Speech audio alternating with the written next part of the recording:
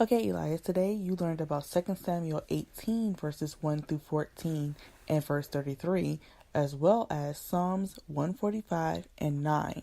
What did you learn today? Well, David's son Absalom died. He was killed, right? He was killed. Yeah. And David ended up crying and being sad. He was very sad, wasn't he? Yes. He didn't want him to be killed.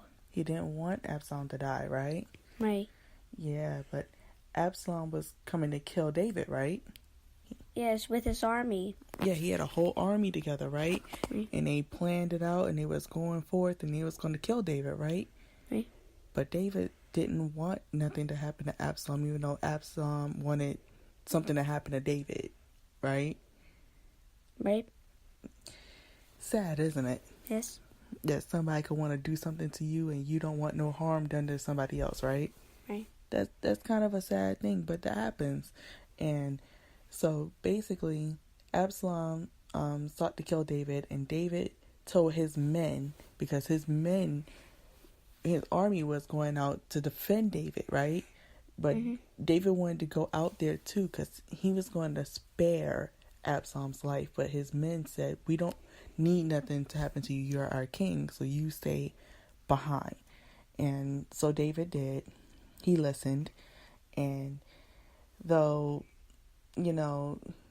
he told them not to do that, when they saw him on the mule, right?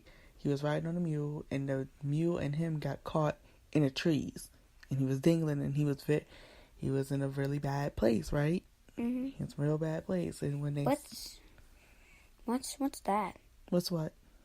The thing that you said. What did I say? The thing that you just said earlier. What did I say? Mule? The mule. A mule is an animal. So. Like a camel? No, a mule is not like a camel, but it's like a smaller horse. That's what a mule is. It looks like a smaller horse. Okay? Mm-hmm. And so, mind you, in those times, there was no cars. There's no cars. There's no planes. There's no trains. The way that you got around was on your animals and on your feet. That was your way of getting around. So, Absalom was on a mule. So that's a smaller horse. You've seen the horses before. You've seen the horses, when we ride down the street, there's the horses that be outside, right? Mm-hmm. So you see how big and how nice and healthy those horses look, right? Right. Imagine one of those horses was smaller, okay? Mm-hmm. That's what kind of a mule looks like, okay? Mm-hmm. So he was on the mule, and the mule got caught in the trees. Him and the mule got caught on the trees. And so that's when one of the soldiers was like, I'm not going to kill him, because I heard what David said. David said that we're not supposed to lay a finger on him. And the other soldier was like, I ain't got time to talk to you. I don't have time for this. And he took the arrows, because that was the popular weapons then, was bows and arrows and knives. He took the bow and arrow and shot 3 of them through Absalom's heart. And then the rest of the army came in and they finished him off. So they killed Absalom. That's not what David wanted, but that's what happened, right? And so, but they did that because it was rebellion for rebellion. And when I say that is because Absalom went to kill David, right? He was on a mission to kill David, right?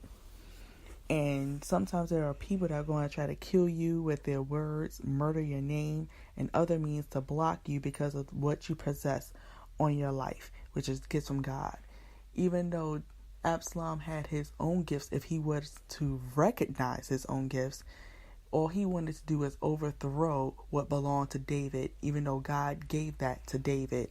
He wanted to take it. He didn't care if that was his father. He didn't care about none of that.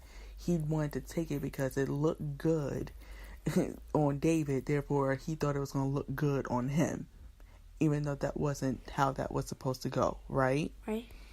So, Absalom was rebellious. And to be rebellious means is to go against authority. If you don't like authority and you go against authority and you get mad at authority, you are being rebellious. Understand me? Yes. So, rebellion leads to death, both spiritually and naturally. Because if you go against God, and that means in any way, shape, or form, fashion, you go against His law, you go against His order. God is God of law and order. You don't like law, you don't like order, you're being rebellious against God. And you will be met, you'll be dealt with in that way. So David prayed that Absalom would be spared. But David knew that rebellion was not favored upon by God at all. And Absalom was repaid for his rebellion with rebellion because David's servant killed Absalom when David asked for that not to happen. Understand? Yes. So the servant went against David. He rebelled against what David asked for. But Absalom was rebelling against God by trying to kill his own father. So rebellion was repaid with rebellion. See how that worked? Mm-hmm. And though we might not want suffering for those that we love, because David didn't want suffering for his son, right? We understand that God does not favor and does not make exceptions for those who rebel against His authority. Understand? Yes. David cried, like you said, he cried, right? Yes. And he was heartbroken, right? Yes. Over Absalom's death.